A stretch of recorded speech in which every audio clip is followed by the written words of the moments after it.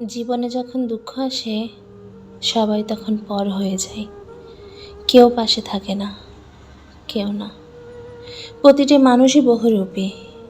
আমরা একজনকে ঠিক ততটাই চিনতে পারি যতটা সে আমাদের সামনে তুলে ধরে। প্রিয় মানুষের সাথে কথা না বলে থাকাটা সত্যি খুব কষ্টের। সব সহ্য করা যায়, কিন্তু প্রিয় মানুষের অবহেলা সহ্য করা যায় না।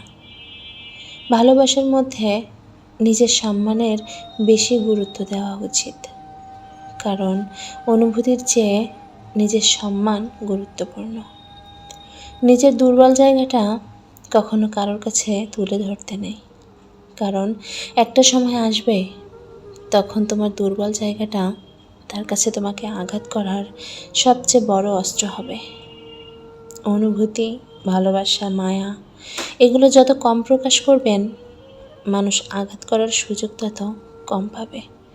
যদি তুমি গরিব হও তাহলে তোমার কাছের মানুষও তোমাকে দেখে এড়িয়ে যাবে, আর যদি তুমি ধনী হও তাহলে তোমার দুঃসম্পর্ক আত্মীয়রাও রোজ দুবেলা করে তোমার খোঁজ নেবে। বেঁচে থাকার চেয়ে ভালো থাকাটা বেশি কঠিন। যদি একসাথে দুজনকে ভালোবেসে ফেলেন তাহলে দ্বিতীয় জনকে বেছে নিন, কারণ যদি প্রথম জনকে সত্যি ভালোবাসতেন তাহলে দ্বিতীয় জনের প্রেমে পড়তেন না। একজন অপেক্ষায় থাকে আর একজন অন্যজনকে নিয়ে ব্যস্ত থাকে, এটাই স্বাভাবিক।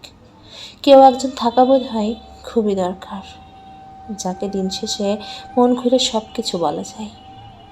হাজার ঝগড়ার পর যে সম্পর্ক টিকে থাকে তার নাম ভালোবাসা। চোখের পানি দিয়ে কাউকে বেঁধে রাখা যায় না।